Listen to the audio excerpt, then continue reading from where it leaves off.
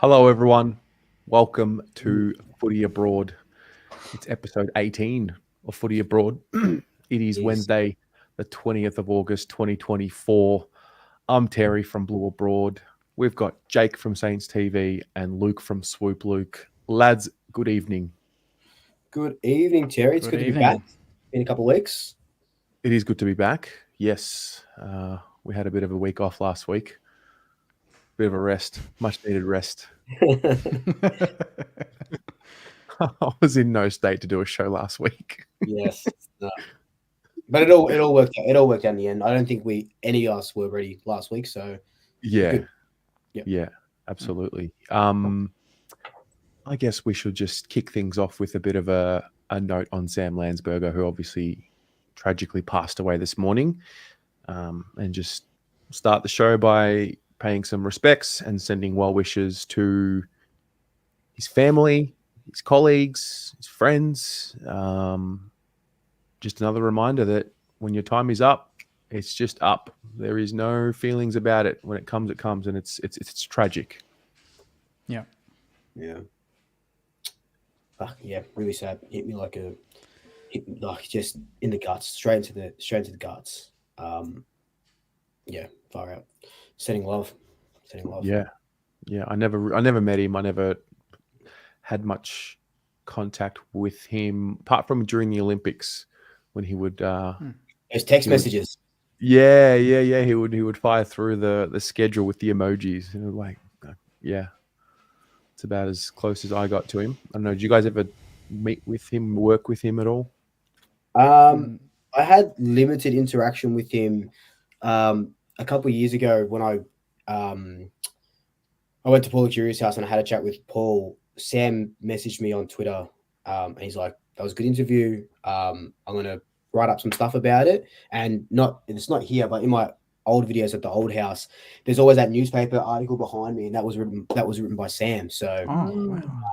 yeah, so no, and I didn't really have anything to do with him since, but yeah, I kind of remember that on my way home, and it fucking it hurt. It hurt a little bit. It hurt a little bit more. Yeah. Yeah, it's tough, man. It's tough. There's only one thing guaranteed after you're born, and that's it. You're gonna die at some point, so you may as well do what you love. Yeah, and he was very good. He was best. He was very good. Yeah. Yeah. So we will honor him with a great show tonight. There's a bit to get through. All three of us have brought a topic to the table. We've got finals football around the corner.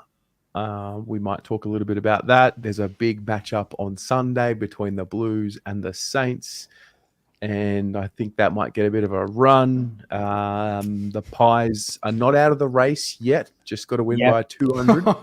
That's my lock for the week. Pies by 200 against Melbourne. Should be good. Should be really good. I'll give that. I love that they posted that. By the way, it's pretty funny. And the first comments like, if it was any other club, they're out. yeah, it'd be eliminated. But bloody hell, pretty funny, but it's good. Yeah, it's good. All right. Why don't we start with Jake? Jake, because we weren't here last week, why don't we give us a recap? What has happened in the last two games for the Saints? We've kicked a lot of goals, which is very good. We've kicked 99 points or plus in both games. Richmond, we played. It was good to see us just comfortably beat a team we should beat and not get sucked down to their level. They weren't bad, but it was just good to feel like we didn't probably get out of second or third gear, but we still won pretty comfortably, which is nice. We didn't have to overwork. Sometimes it just feels like we have to, I don't know, kick. The way we kick goals is a lot more difficult than maybe other teams, And then on the weekend, first half was all Geelong, and they were very good. They kind of, navigated the game on their terms. We all know the way Geelong like to play, high possession football, a lot of marks, a lot of short 15-metre kicks, and then eventually go to Cameron. We were pretty poor. I thought we were equally as poor as they were good. So although the margin was only 33, so it could have been worse. And then the second half was some of the best football I've watched. Didn't feel like Geelong Geelong fans will say they played poorly, but it was just watching it there. It just didn't look like they could stop us. We were all running on top of the ground. I know we broke the record for most kilometers ran at over 18 kilometers per hour, which was 52 kilometers for the game at top speed or more, which is by far and away the record in AFL history. So, and we ran the most Ks in a long time. So we talked about it pre-season that running was kind of our main sort of skill set that could probably exploit some teams, and we made them look very, very slow. And if we can run on top of the ground like that this weekend, that'll go a long way into hopefully causing another upset, which would be a nice way to kind of cap off a stretch of some good games. We're 7-4 in the last 11, so I can't be too upset with that turnaround. Some people don't give us the credit for it, but I think we're quietly just kind of building towards hopefully a big year next year. Yeah, fair. Luke, last 2 weeks, what's the story? Last 2 weeks, we've seen the worst and the best of the Pies. It really encapsulated our season. Bit of a roller coaster. Sydney, we sort of have a really good match against Sydney. We're up by 20-something points, and then they just flicked the switch. SCG, Heaney, Goulden, Warner, unstoppable. Though that midfield, when they get running, when they get going, unstoppable. I reckon we barely touched the ball in that last quarter after kicking the first goal to get it started. Well, I think that put us 27 points up, and then we had no answers. It was exactly the carbon copy of what happened with Carlton the week before, where they kicked 5 or 6 just out of the center, out of stoppages, out-muscled us, outran us, outplayed us. We switched onto that sort of defensive mode that we've been doing all year, and it's not Collingwood. That's not what we do. I don't know if it's a symptom of the team that we sort of had and the injuries or whatever it may be. But then against Brisbane, we saw a bit of a flip to it, and our last quarter was absolutely fantastic. Our second and last quarter, Nick Dacos' second quarter was just incredible. 14 touches, 2 goals, nearly kicked 3 goals in 1 quarter. And last quarter, win by a point, and that's just typical Collingwood. Lose by under a goal and win by a goal, win by under a goal the next week. So typical Collingwood. We got a little bit too late now, but we got a bit of our DNA back against Brisbane. So I'm just hoping that it pushes through against Melbourne. I just want to beat Melbourne. I don't know why. I just don't like Melbourne as a football club. But bit of bad blood. I didn't expect that. I don't know why. It wasn't because of it's not because of the Maynard thing or anything like that. I don't know. There's something about them. And yeah, so we've done it. We've versed Melbourne, or we played against Melbourne a couple of years ago in the last round. We beat them and we knocked them out of finals. I think that might have been, we didn't make finals that year. So someone in the comments will tell me. It was before Swoop. So it might have been 16, 17 or something. Yeah, so it's going to be a good game. Friday night, Melbourne's home game. So there's probably going to be 25,000 people. A little bit more than they're used to. But no, it should be really good. I just want to finish off this season on a high and see that fast attacking football that we saw against Brisbane. That's all that we're sort of after. Nice. Cool. The Blues. So I'll go back to last week. Oh my God. I think everyone has their moment in the season where they have the emotions get to them. I don't know if you guys have it. We do a pretty good job of keeping a level head, and I like to hope that I do a pretty good job of keeping in check of my emotions. But yeah, last week was an absolute unmitigated, torturous experience. From the first bounce, you just felt we were not switched on, holes all over the ground, and then it all just got compounded with 6 injuries, one after the other. Jack Martin runs into Fogarty. They both get ruled out for the game. Boyd gets hurt. Charlie Curnow gets hurt. Sard gets hurt. And then Harry twings a quad with minutes to go in the game because there was no bench. So awful display, and then that kind of just spilled out. I was okay on the Sunday. I was obviously disappointed, and then Monday, Tuesday, I just built up all this emotion, and then it all just spilled out Tuesday, and I was like, all right, I can't be doing 4-hour fan cams ever again after a bad loss. That's just no good. So that was awful. And then I don't know. I mean, 17 on the injury list going into West Coast, and I'm hoping. We saw the weather the night before when the Wallabies were playing, and I'm just praying for a miracle. We debuted 3 kids. One of them had already played as a sub against Geelong, but essentially a debut. Yeah. And it was just like, can we just find something? And then something magical happened. All the talent was ripped out of Carlton, and we were forced to just work hard. And when we started doing that, and we weren't playing predictable footy, and we were lowering our eyes and going for the best option, the talent started to come out. And I was like, oh. And if you had said we're going to beat West Coast by 65 points at the start of the year, I think all of us would have said, yeah, you expected to. Yeah. If you had said it Sunday morning, I would have said you're dreaming. So, it was a good win. I don't really know where it came from. I think that's just the magic of football, and not getting too carried away because we have to win this week to make it. Don't want to be relying on other teams, and it's all set up. Perfect. 18 blokes behind the football this Sunday, courtesy of Rock Line. Can't wait. Jake, give me the monologue before we go live. I don't really want to play finals. I'm just really excited to watch the football with no stress. I can just chill out. Last 5 weeks, mate, we're averaging 103 points per game. So just you can put a pipe in that now. Yeah, mate. Yeah, Jake gave me this monologue like, "How are you, mate? How you feeling?" He's like, "Oh, I'm just, really excited." Hey, I'm very excited, mate. I'm very excited. Last year we were both nervous. Let's face it, that was a nerve-wracking game. I didn't enjoy the build-up to that at all. This year you can take all the nerves, and I'll just sit back, and if we can cause an upset, and you might still make finals. There's no guarantee Freya's going to pull off the win at home.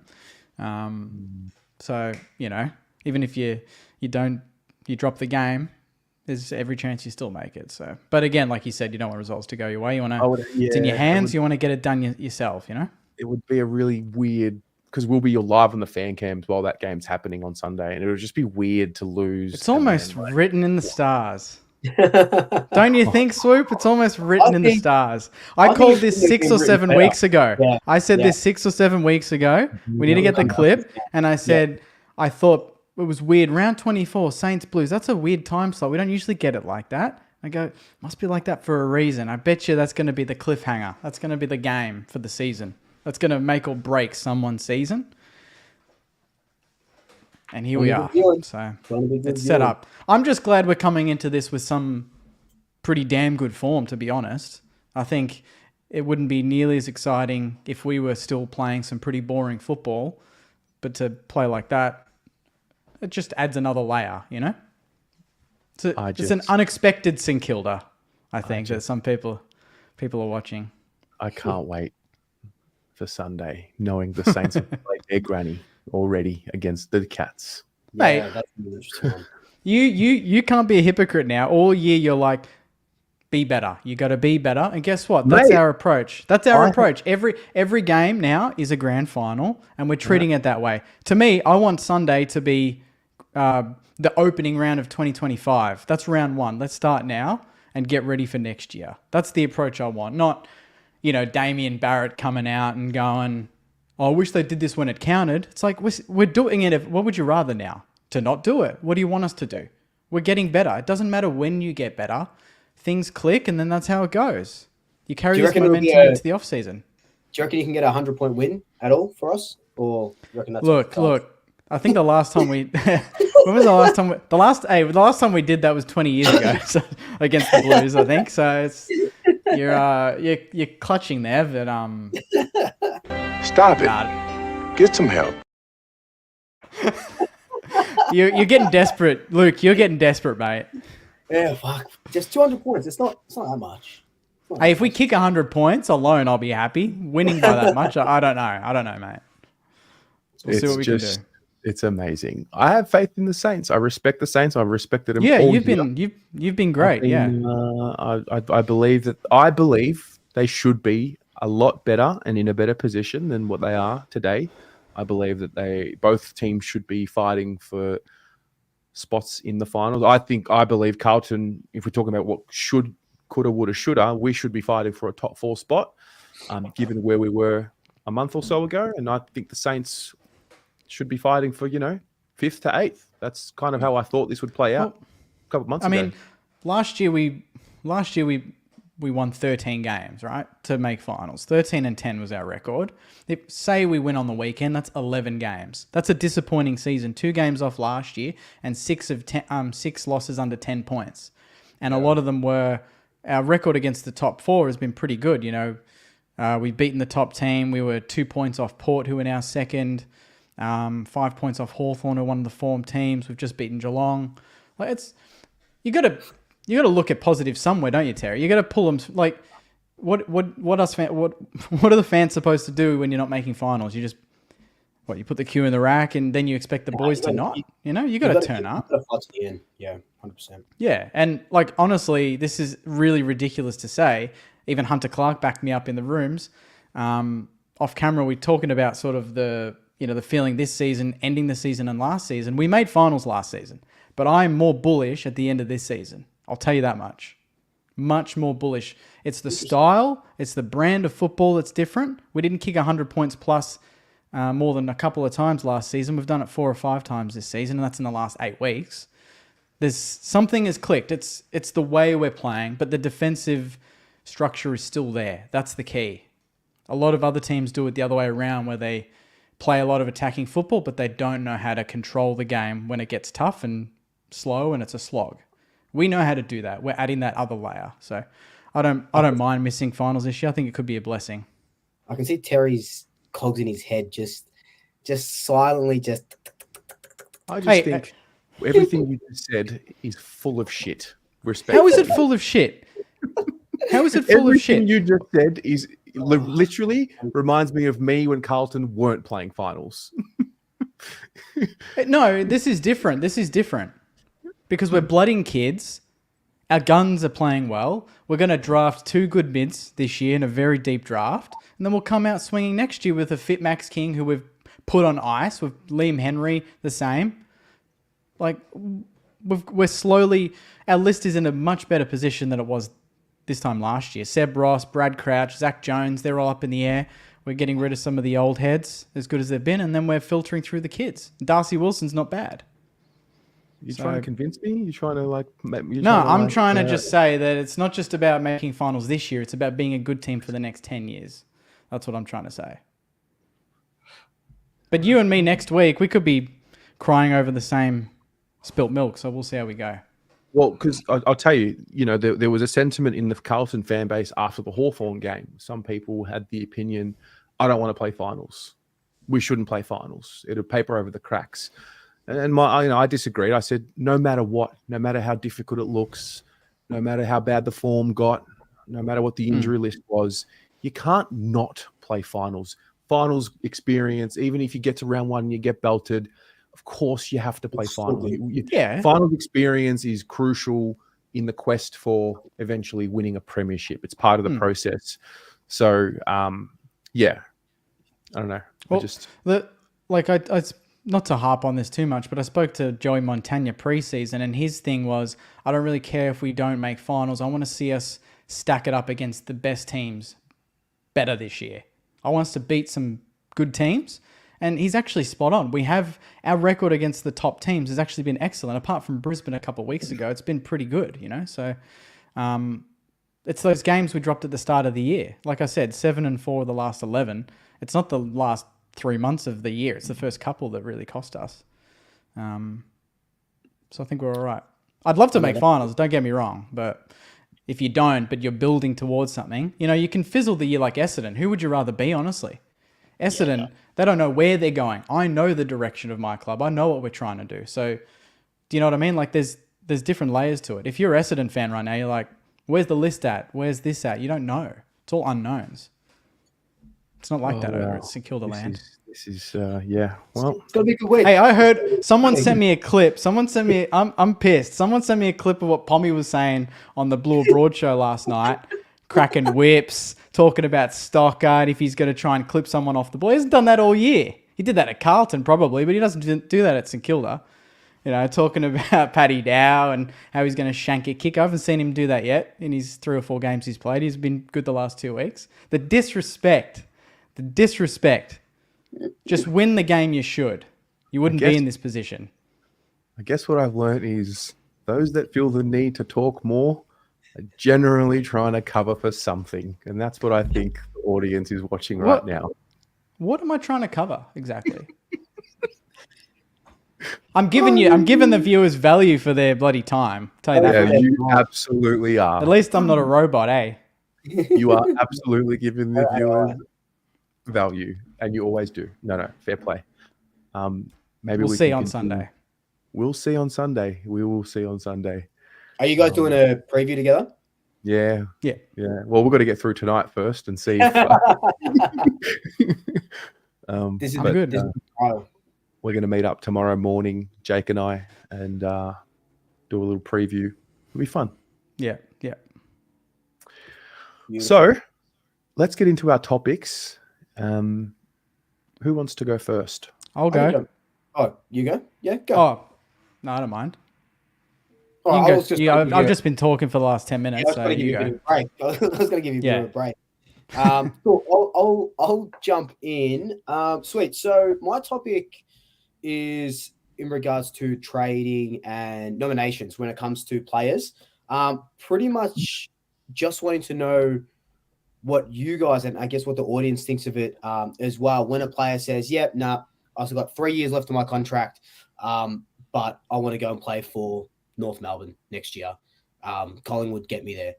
And the players are like, "What the fuck, man? Like you're contracted. You can't, just nominate someone." Or when players say, "I want to go back home for personal reasons, but I really just want to get to West Coast." But Fremantle is home as well, or Port Adelaide and Adelaide. The one that really sticks in my mind, Jake, you'll be well aware of it, is Luke Ball, and everything that sort of went through with that one. TLDR wants to come to the Pies, they can't get a trade done, goes to the preseason draft, we pick him up that way, which is insanely risky. That's just crazy, and I don't think we've seen something like that happen since, if memory serves, something that drastic, where a player nominates, doesn't get done, cuts it off, and then goes to the draft. But I bring it up because we're seeing Bolton wanting to go back home, so they're looking at Fremantle's he's probably going to nominate Fremantle, even though West Coast are there as well. Liam Henry did it last year when he nominated St Kilda. He wanted to come to Victoria, nominated St Kilda. Do you guys like it? Do you not like it? I personally don't like it, even if it benefits my club. More so, not so much like, let's just say Petrarca says, "I want out of Melbourne, but I want to get to Collingwood." More so if Petrarca lived in WA and said, I want to get back home, but I need to go to Fremantle, as opposed to the other WA club. I think it should benefit the club. It should be, if West Coast have more money and they have better draft picks, at the end of the day, you just want to go home and be with your family. That's what you're saying. Yep. So you're going to be there. I nominate going back to WA is where it ends. The two clubs, they fight it out. Bidding war. Who can bring the better thing for the club? That's exactly the way it should be. The players should not have that much power. Most of the players break their contract already, so they've already stuffed the club in that way. The least they can do is let the club get the best back. I think you're spot on. Yeah. I don't mind nominating the club. Like, fair, nominate who you want to nominate. But as long as that club can give the right compensation, you can sort of deal in good faith. I actually think, there's been a bit of debate. I don't know if we're going off topic here, but like the conversation around the length of contracts, should they be years or more? I think this is where you give clubs power with the long-term contracts. It doesn't get spoken about as much, but for example, you see the ruckman from Freo, the young kid that played his first game, Reedy, looked a pretty pretty solid type. So all of a sudden you've got 3 rucks now. You got Jackson, you got Darcy, you got Reedy. Jackson and Darcy, long-term deals. If Darcy all of a sudden says, oh man, like I'm not going to be getting the game, I want to go elsewhere, Freo are in the strongest position because it's a long-term contract and you have to give up sufficient value to get that trade done. So yeah, in summary, I don't mind the nominating, but I do think it should the power should be with the club for a contractor player. So, yeah, I find it interesting when like a Victorian, like a player from a Victorian club nominates another Victorian club, and then the other clubs don't even try. I always find that interesting because some of them might actually be able to pay him more, offer more picks, and they just kind of, it's like this verbal agreement. Okay, only deal with St Kilda now. I'm only going to be talking to St Kilda. But what if Melbourne comes in and says, hey, we're going to offer you double and we've got a first round pick. Here you go, St Kilda. You know? Yeah, well, that's exactly what my sort of leading me into my next sort of question was like the Liam Henry one. He won. Let's just say he wants to come back to Victoria, whatever it may be. There's what is it like 11 teams in Victoria, 10 or 11 teams, and 10 or 11 teams. If they want him and if they want, let's just say 4 of them need a Liam Henry type in their team, but he's nominated St Kilda, like you said, Jake. Why should these other guys who need a Liam Henry type, and just because he wants to come home to Victoria, not be able to have a say because he's nominated just one club? I think the power needs to go back more to the clubs and the teams. I understand the nomination, but if you're just going for home reasons, don't tell me it's home reasons and then nominate one of 11 clubs in a state, you know? The only thing I would say is we put a lot of work into him. So we, like when I was there, his agent was his manager was there a lot. I think he shares the same manager with Brad Hill. We've got probably one of the strongest Indigenous groups of players in the competition. So it's kind of like, when you see a scout go over and get a, 17-year-old for an EPL club or something, they've put in the hours. So they've invested. So it's not like there are other Victorian clubs that could have gotten him easily. But they didn't put in the time. They probably didn't even consider him to be an option, but we did. So, I was just using Liam Henry because this happened last year. That's fair. Exactly right. It's about putting in that time and effort. But I just wanted to get your thoughts because that a lot's happened. Like someone just mentioned it in the US, where they can get traded mid-game in like the baseball and stuff. Like that might be a bit too extreme. Like I remember watching. You guys watch Moneyball? You probably would have. Where they were just getting ready to go out to a game. And then Brad Pitt's like, yeah, dude, you're out. Like, don't even bother showing up like to the game right now. He was in the locker rooms. He's like, you're going to wherever it was, LA or something. That's ruthless, which I don't think it'll ever get like that here, though. Players have too much say here. Yeah. I like it. Very good. Yeah. Very good. Sure. Are you guys sweating on any players potentially leaving? Is there anyone from your clubs that has shown? I think, Luke, I saw some of those young boys rumors. Like, is that fact or is that just rubbish? No, it could be fact. Reef McGuinness hasn't been offered a contract yet. Joey Richards has been offered a contract but hasn't accepted. And Finn McRae is just, getting just OP in the VFL and not getting a game. When you can't get a game, and your injury list at one point was 17 players, and you're still not getting a game, your writing's probably on the, and you're racking up 40 in the VFL. The writing's probably on the wall. He's got a year left on his contract. Probably, maybe he goes to the Doggies as a sweetener, but nothing sort of super big. Like there was a stupid rumor going around on Twitter that IQ wants out. He's a vice captain of the club. Just signed a 5-year contract at the start of the year. So, bullshit. But I don't think there's any super big players leaving us anyway that I know of. Yeah, we've got quite a few out of contract. We had 10 on the weekend playing in our team. Oh shit! Wow. So there's still a lot there. Although I think Jimmy Webster, Ross said in his presser, signed on, which isn't announced, but Ross said it. He's like, yeah, he's signed. Dan Butler, I think, will sign. Sharman signed. Ronnie Burns. So there's a lot of ones that I've heard that are signed, but they've not announced. I know Josh Battle, I'm pretty confident he's gone. Who was that guy that just nominated to he wants to be put up for trade from the Saints? It just came out. I think it was today. Oh, Dougal Yeah. Howard. Was it Dougal Howard? Nah, yeah. I no, think it was. Dougal Howard. It says, we're open to offers. Oh, So it's okay. very much, we'll keep him. He's our only main full back. So losing Battle and Dukes without really a plan is a bit of a risky way to go about it. I think it's if someone comes to the party and, I don't know, suits the direction we're going in, sure. But if it doesn't, then guess what? He sticks around. So I'll take Dougal Howard. he's been really good the last month. So I like him. It's a bit of a whipping boy, to be honest. Yeah, but why would he be on the? Is he not part of the 3 to 5 year plan from here?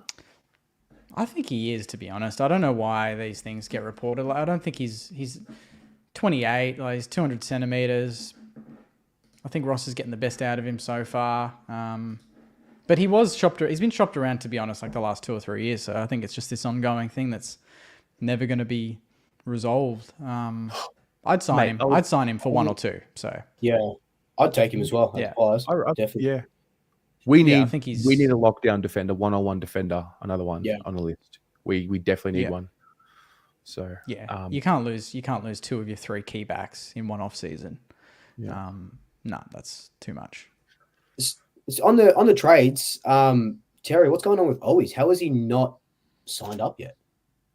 They just waiting for the end of the season, or? Yeah, I think. I mean, if I'm his manager, I'm saying hold off as long as you can. He's kicked 3 or more goals 6 times this year. Pommy and I did this exercise on the Monday show last night. He would be in the top 3 goal kickers minimum, and in some clubs he would be the leading, in some clubs he would be second. Every club in the competition this year.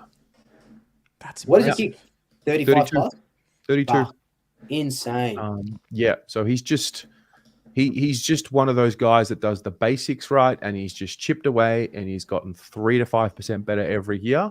And then all of a sudden you look and say, "Oh wow, you've made it!" And it's 32. Like, well, hang on, it's been a process. But yeah, really happy. He's out of contract. I don't think he will leave. I think he loves the place, but we'll just see what happens. Yeah, was there? I don't know. Someone said that we were looking at him for a second, but I think that was all a bit of silliness. Oh man, the Saints will take him. The Saints will take what they can get at this stage. You know. Well, we've got. I mean, Higgins, Butler, and Henry, and Collard developing. I don't know if we. You wouldn't take Matt Owies? I mean, I would, but how many smalls can you play in a team? Like, he's not. Like, you can't play Higgins, Butler, and Owies, can you? I reckon he'd play over Butler. He'd play over Higgins. Yeah.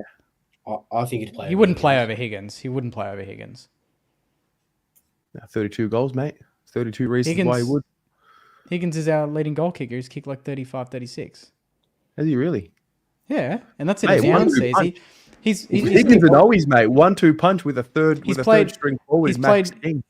He's played 3 games less than Owies, and he's kicked 35 goals. So he's doing all right. Jackie Higgins, Owies, and Max King as the third string. Now that is power. Yeah, I don't mind that. Nah, I don't think we're going to go for Matt Owies. I think we're going to be as ruthless as we can with midfield and can't wait for Sauce to come for Caleb Marchbank. Can't wait. Nah, as if that's happening, mate. Can't wait. As if that's happening. Am I timestamping this? I don't know anything about Marchbank, to be honest. I don't even know. He's a backman. I have no idea who he is. Yeah, I love Marchie. Just horrifically unlucky with injury. Cunningham was also a sauce boy. He might come after Dave Cunningham, but we'll see. Yeah. All right, Jake, you want to go next? Yes. Yep. This topic is in regards to dynasty sides. And when you think dynasty sides, you think Brisbane, you think Geelong, you think Hawthorn, and you think Richmond, the most recent. So I kind of wanted to pose to you guys and to everyone in the comments, everyone watching at home, out of every team in the competition right now, who I guess has that nucleus, who has that foundation to potentially become a dynasty team again? I know Collingwood is still necessarily there in that boat, because a dynasty team is, say, 3 flags in 4 or 5 years, right? It's not 3 flags in a row. It's just a sustained period of success over 5 years. 2 to 3 flags, that's a dynasty, right? Yeah. So first question is, which club do you think has the potential to do that. And then the second one is more towards, what makes these dynasty teams so special? What did they have that other clubs that maybe won one flag or two, what do they have that separated them, that allowed them to back it up every single year? Because even Collingwood have found they've been the hunted, They were the hunters for so long. They win a flag, everyone wants to beat them. They miss finals. I think they'll bounce back, but some people think they won't. But what are those key traits that a dynasty team, these Brisbane's, Geelong, Hawthorns, Richmonds, what have they had that other teams just haven't had? I think if I could pick any team to be a dynasty team right now, it'd be Hawthorn. They probably won't. They probably definitely won't win it this year. But like you're talking about nucleus, they're young. They're such a young team with a couple of older guys that are sort of spearheading this sort of charge. Bruce and Gunston and these sort of Sicily, these sort of guys. But they are just so well connected. They're playing incredible football. You don't see 0-5, and then they might finish as high as 6th or something, which is just absolutely insane. And, Hawthorn's one of those teams where you look at and, they come from that dynasty and then they're shit only for a couple of years. And then you have Lee Montagna saying that the next time they play finals, Sam Mitchell won't be coaching them. And then they do this year. After a shit start, they're exciting, they're young, and I think that's the core of a dynasty team. Well connected, young. They look like they're having fun. That's what it is. Like with the Pies, we poured a lot into last year. It's those close wins. It's those come from behind wins. A lot goes into winning a flag, and then a shorter preseason turnaround. And injuries don't help, but it is what it is. But yeah, we were being hunted, and two games go our way. Those 2 draws go away, and we're back in the finals race. So this season has been closer than any that I can really remember for a long time. But yeah, Collingwood are on the older end of the spectrum, and Hawthorn, I think they're just perfectly placed for me to be the next. Maybe Giants is. I'll stick with I would say that up until recently, Brisbane should have been in that boat, to be honest, by now. Yeah. Melbourne could have been. Probably should have been as well. So they've missed their chance in their finals run. I think, these teams, it's almost like they go up a level when there's when the finals start or when they're close. When it hits around 18, 19, 20, they go up that level. I think these teams that I'm looking at, Brisbane, Geelong, Hawthorn, Richmond, I'm thinking they weren't all Brisbane never finished minor premiers in any of those flag winning years, but they knew when it came to finals and playing on the big stage, they had the players for it. I think that's what separates them. Dusty with Richmond, look at that. I think the answer is Carlton. And the reason why I say Carlton is to answer the first part of the question, what did all of those dynasty teams, the ones that had the sustained success, have in common? And I think the answer to that question is they each had a spine and a core group of players which made up the spine. They were all a very similar age. Carlton got very, I don't know if you call it lucky or whatever, to have Wiedering, Mackay, Curnow in one draft.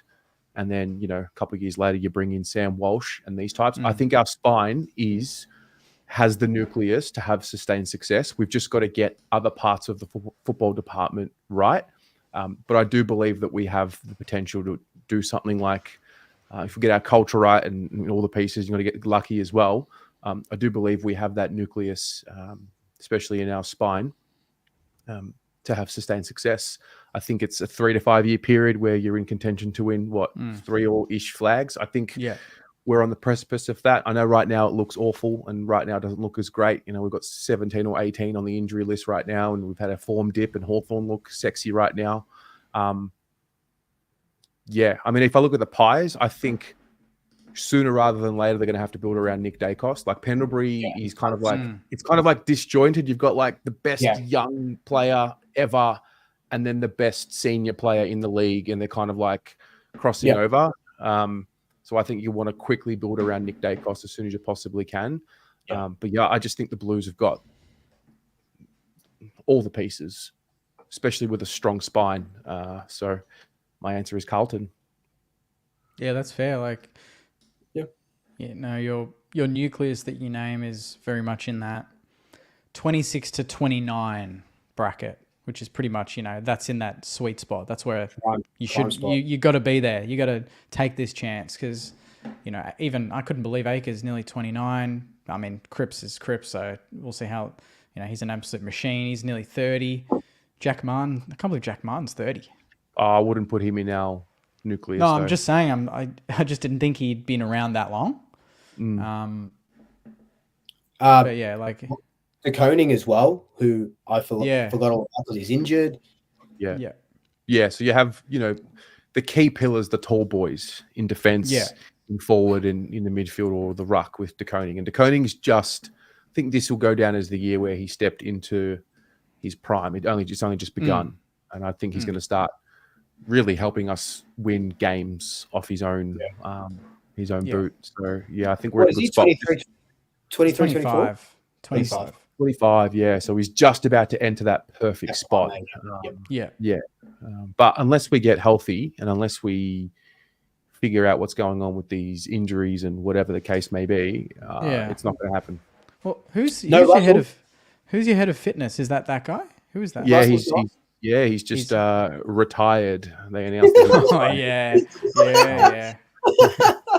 This was us 2 years ago. We had all these injuries and someone just had to leave. We haven't had them since. Really? Haven't had them since. Can you run me through that? What was the...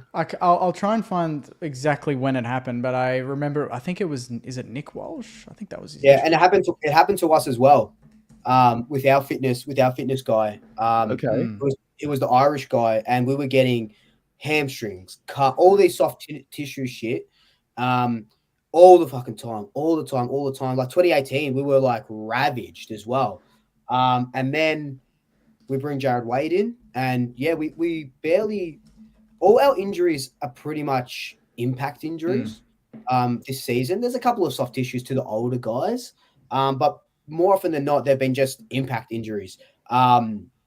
So yeah, it's crazy because then he brings his new sort of methods and his other guys that he's been doing other things with instead of someone that's been in the industry for whatever it is, 25, 30 years. And it's just like a breath of fresh air. But yeah, that exactly what happened to the Saints happened to us only like 5 years ago.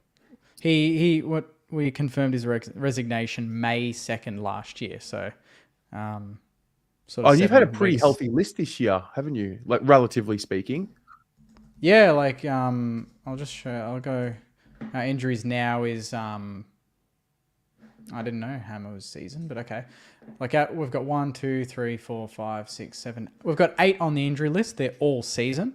I wish. But they're not like Caminiti's season, but that's most recently with his shoulder, so he's doing surgery. Brad Crouch probably won't play for us ever again. Max Hall hasn't debuted. Liam Henry's a big one, but it's only been the last month. Seb Ross, not in our best 22. Max King, obviously, is the biggest one. And James Van Ez, not debuted. And Marcus Winhager, season. That's it. And they're all...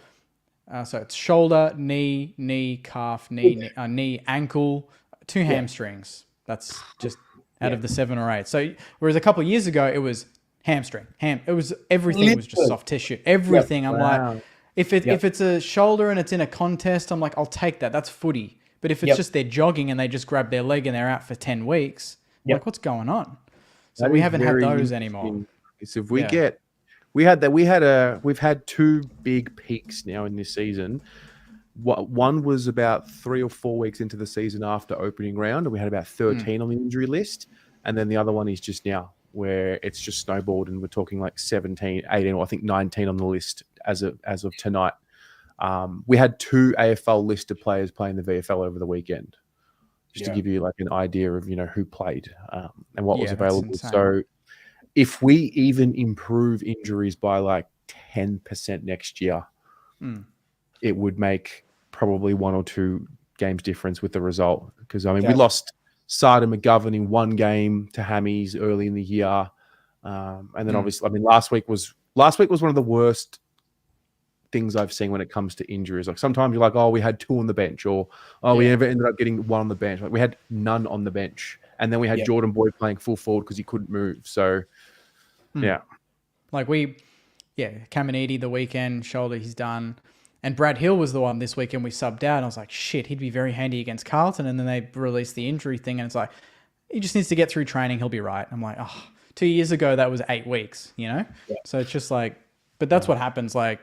It comes and goes. We ended up getting former Essendon senior strength and conditioning coach Alex Sakajan as its new head of performance. Apparently, he was very highly regarded, and he worked at Melbourne when they won the flag, and he was pretty good there. So far, he seems to be doing a pretty good job. On your Alex. Yeah. Very good. Nice. All right. My one. Wait, Jake, what was yours? Dynasty. What was the team I didn't pick one. Pick one. Look, I'd have to say I still think Brisbane are capable. I still think they've got and you look at they're going to get another Ashcroft, you know, their youth, their best players are still in that bracket. Obviously Lachie Neale's on the end, but there's still a lot of talent there. So I think Brisbane and probably Hawthorn. I'd say even Bulldogs with their forward line. And if the Bont can keep playing at the standard he's at for the next 4 years or so, they could pinch 1 or 2 and see how they go. The Dogs. Oh, my God, with these big boys. It's ridiculous. It's absolutely ridiculous. Cheat codes, man. Insane. Darcy performance. Jamara. Jamara went like full Tony Lockett, Wayne Carey form for 5 weeks, and then he's sat back and he's like, Darcy, now it's your turn. Yeah, you do it. Jeez. Yeah. Wait until imagine they all do it at the same time. It's gonna. Oh my God, 5 goals each. You know, like it's gonna be hard to stop them. You know, you don't even need that good of a back line because you know when it goes forward, you're kicking goals. You're gonna score anyway. You're gonna score. Teams is gonna be a shootout. Yeah. So they've done well there. They're gonna lose Bailey Smith, which will hurt, but I mean he hasn't played all year anyway. But they're in a good position, I think. Which makes me eat my words because I kind of called Bevo out and said he was done, so he's turned it around as well. Well, everyone really did, didn't they? Yeah, true. It's how quick football changes, the landscape changes. Yeah, that's it. All right. Well, so my topic is centered around what I believe to be the greatest innovation in the modern era, in maybe ever, in the AFL. Goal review, right? No. So today we got notified that the AFL is about to launch Score Assist, the smart ball technology. It's going to be introduced into the 2024 NAB AFLW season. Cool. Okay. So just to read through a bit of what it is. So developed in conjunction with the AFL, Sportable, Instantaneous and Sharon, Score Assist will work in a covert manner similar to how silent reviews occur in the AFL season, where if the ball crosses the line, hits the post, or is touched in flight, there will be Score Assist officials operating at each game who will receive a real-time alert indicating what has happened. Essentially, what's happened is they figured out a way to put a chip in the fucking ball. Yeah. And we're going to get more information and more data around where the ball is moving, how it's moving, what's happened to it. It's been a long time coming. And I think it's not a complete product yet. I think the fact that we're here tells me that in 3 to 5 years from today, we're going to have such a better indication of when we do score review, because we've found a way to finally put the chip in the ball without compromising the integrity of the ball. So I know that we like to say that the league is shit and the league and the game is cooked and, you know, it's suffering. But I actually think this is one of the greatest innovations that we've seen in the sport. Like to actually make, like in theory, we've always said, like, oh, what if you could put a chip in the ball? It's really hard to do it. So the fact that we're here and then, you know, we're about to have it into the AFLW season. And then I think the idea would be eventually to bring it into the AFL season, would be unreal. Only if they don't bring those shitty graphics with it. Well, The goal and behind ones. Have you seen those? Please have, don't yeah. do that. It looks like a video game. We don't want that. Like that I don't think just I don't ruins think the I've seen that. telecast. You've not seen it? No. Basically, it'll just pretty much the ball just goes through the goals, and then a big green goal thing comes up. And if it's a behind, it'll do a red one because they've missed. Right. It just, I don't know. It just kind of makes the game feel fake in a way. So I hope they don't do that. At least the rest is great. That please don't affect the telecast. They've been trialing it throughout the VFL season, haven't they? And it's been going really well. The teams have said that they haven't seen any sort of difference between kicking that one and kicking a non-chipped one. I remember seeing, I think it was earlier in the year, they released that video, and it was funny because they developed a like a leg that just like kicks it like a catapult and just smashing it. So I remember watching that. Yeah, that might have been at the start of the year before the season started. It's going to be incredible. It reminds me of in the soccer when they've got that goal line technology and it comes up on the referee's watch if it goes past the goal or not, and he can see straight away.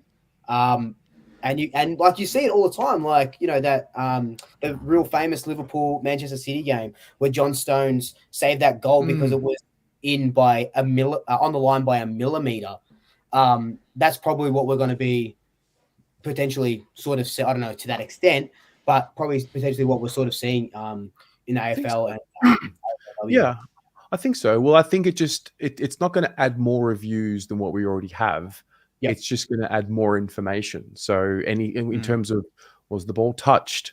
Did it hit a finger or a post? Like, we're going to have such clear data now around it because we've found a way to put a chip in the ball. I remember I was at this. So when I was working for this company in Israel, like 2018, we did a conference, a sports tech conference in various places in the world. And we came to Brisbane and we did one at the University of Queensland. And we basically ran this conference where we had, we opened it up for sports tech startups to come and pitch their ideas in front of various sporting clubs, brands, etc. I remember Greg Swan was there from the Brisbane Lions at the time. And I remember Sportable were there. And I remember this, I forget his name. He was an older gentleman. He came in with like a flat footy. He's like, oh yeah, we're going to put a chip in the ball. And I remember looking at it. It was like a flat old school footy. And I remember thinking, okay, like in theory, it sounds great, but like, how are you actually going to do it? So it's pretty cool to see that they actually figured out how to do it. Now, I still think we're going to need to be patient with it. Yep. I don't think it's going to be perfect from day one, but I do think it is important in the score review era to have a chip in the ball. Yeah.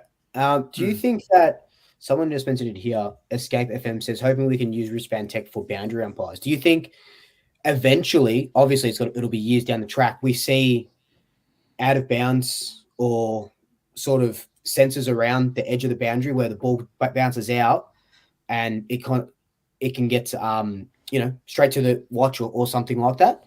That would probably be the next step, I would think, the next evolution.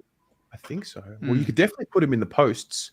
Imagine ball goes through the post, and because the sensors are there and they're fixed, you can have like LED lights on the posts, and it goes like red or green if it's a goal or a behind. AFL's licking their lips at this. Or like fireworks. I mean, that would be a little bit too much. Or how cool would it be, fucking, LED? If it, not even just a post. There's like, when they when they're, I don't know what the technology is, but it goes like really fast, and you can create like pictures. Yeah. Can you just imagine on the goalpost, there's all these lights, and it's creating pictures, and it says goal, and it shows like you a hologram. Holograph, yeah. It shows you where the ball went through. Oh, can like a bunch of drones come down from the top of the stadium and just say goal in the middle of the ground? That'd be sick. Every time. Oh, yeah. That's insane. We'll see. I think the biggest challenge is when you put something in the ball, are you messing with the integrity? So I had a watch of the video, and I read through some bits of information, and that's been the biggest challenge. You're putting something in the ball naturally that's going to affect the fly of the ball, but with that kicking technology, and then they did blind tests on AFL players. They gave them a number of balls in their training session without them knowing that they had chips in them. The players didn't report any difference in what they were kicking. The challenge is going to be, can we keep the integrity of the ball at all times? Yeah. So It's going to be That's great.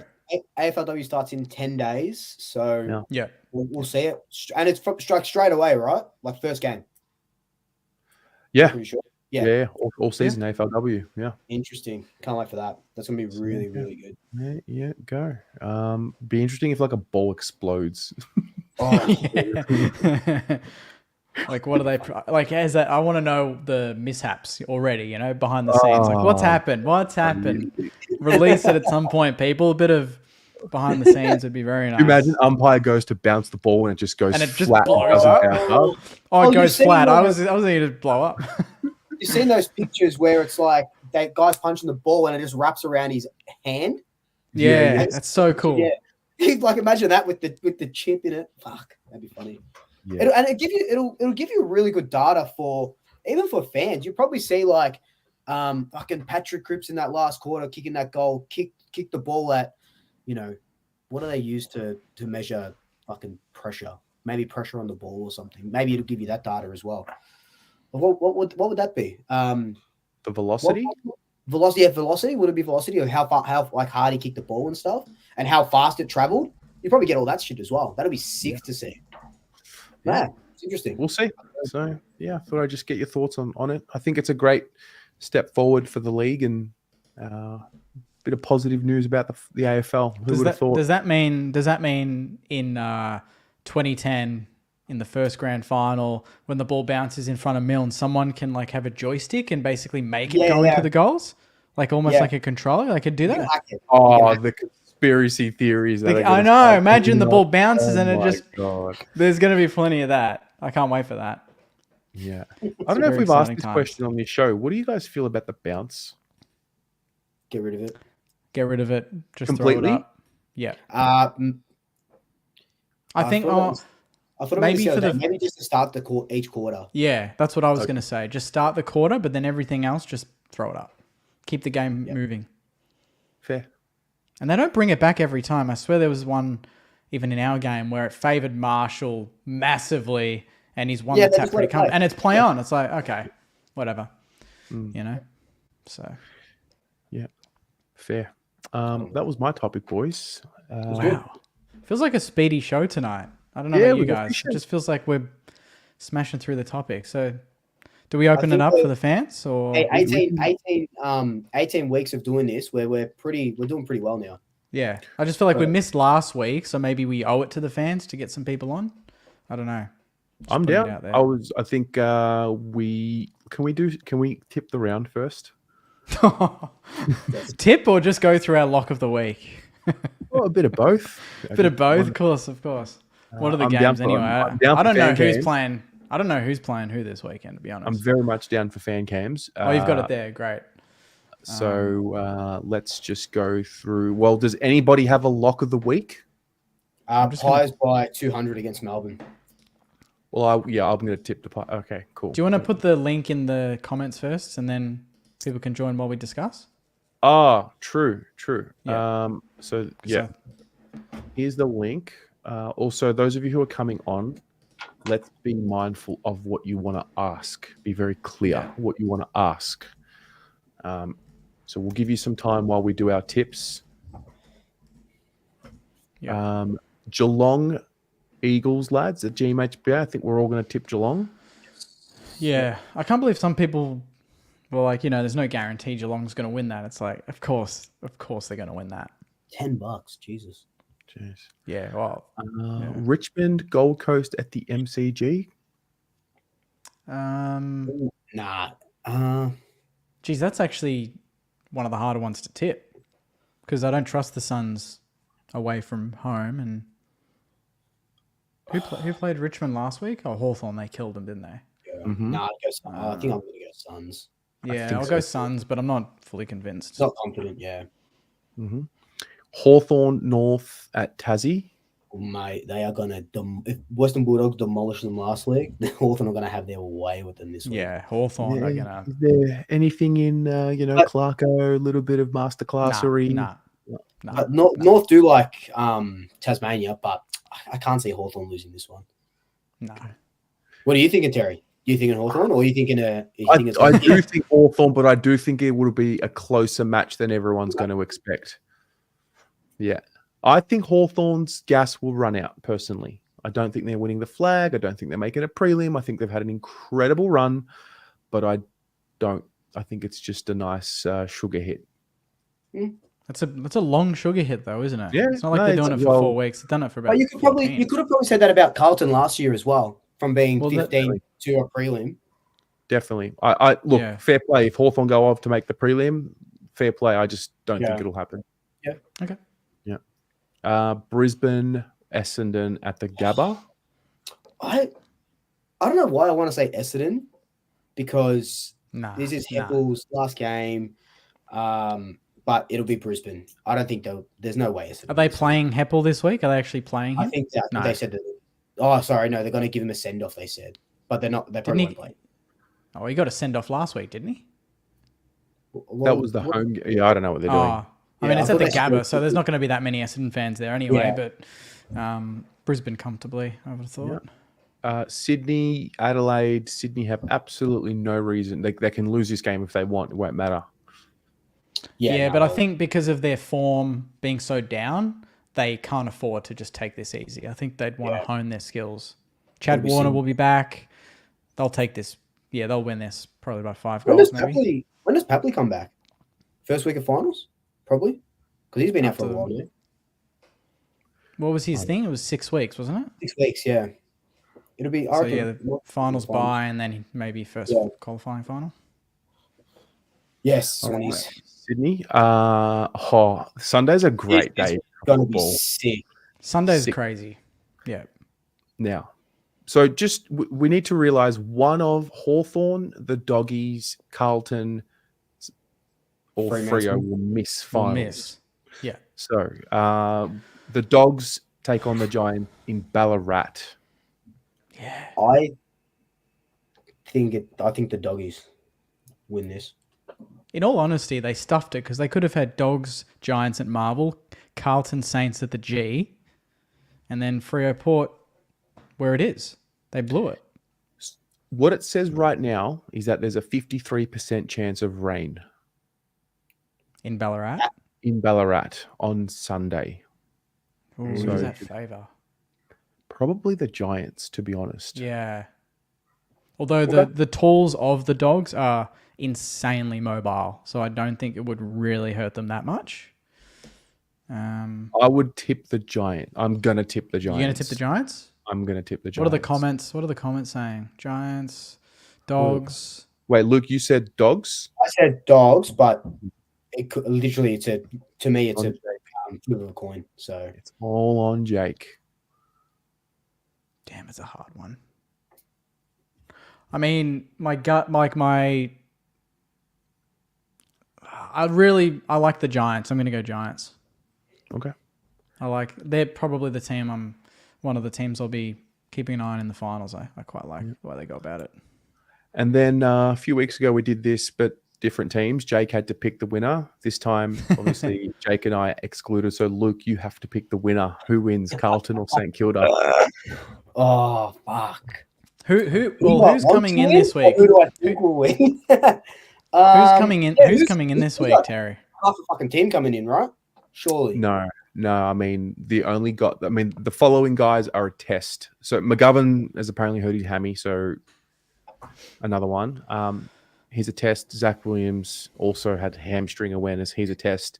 Charlie's a test. Sard's a test. I don't think many of these guys are going to come in, if I'm honest. Maybe Charlie and Sard might just risk it for the biscuit, but I don't think we're going to see 6 or 7 guys coming into the team. I have to see the ins. My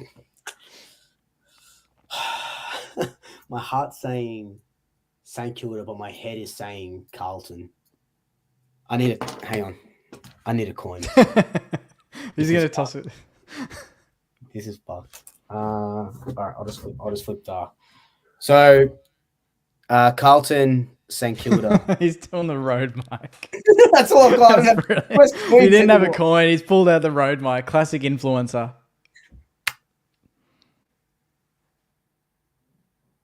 What's that? St. Kilda. Saints. Left Hey, it to it's not. fate. It's not over yet. Now this is the one. This is the big one. This is the one. Because look at the ladder. Still comfortably right there, Blues fans. It's all good. Who's favourites? Oh, Dockers are favourites. Oh, just. I'm not. I don't trust Port. Fremantle. You don't trust Fremantle. Give me Carlton 2022 vibes, like big time. They're a good side, but they shouldn't be 10th at the moment. We shouldn't be higher than them, that's for sure. They're pretty good at home though, and they were very good against the Giants. I don't think they were at their best, but they could have won that game. So I don't necessarily think people are giving that enough credit. I'm just thinking of the fans at Optus. Like, they're going to be absolutely nuts. Like, it's just like there's. Yeah. I'm tipping Port. I would have tipped I have tipped the Dockers. I think just because it's at home. Just because it's at home, that's the only reason. No, I'm probably going Port just because I don't trust the Dockers with their current form. Oh, Pommy with his little remarks. Very cute. Jake doing anything he can to get Carlton out of the 8. What's Like any Freo's club? what's St Kilda Freo's- is a place we get pissed on the beach. It ain't known for football. what's Freo's home form? Like home record? I think they've got a pretty strong home record. Have Freo lost the last 3? Yeah, Oh, man. Jesus. I didn't realise that. I thought it was only a couple. Oh, To be fair, they lost to. The Essendon loss. They're going to kick that was themselves one- because that's yeah. that was 11 to Geelong and then 9 to the Giants. So, Yeah, so it within hasn't- 2 they haven't goals been in every good. game. Yeah. Oh, Okay. yeah, and someone just said Port will won top 2, so that's a must win for them as well. So then you've got a qualifying final at the SCG, Sydney, Geelong. Who wins? I would tip Swans. Sydney. Carlton versus the Lions at the Gabba elimination final. Lions. Brisbane. round one's not happening again, Terry.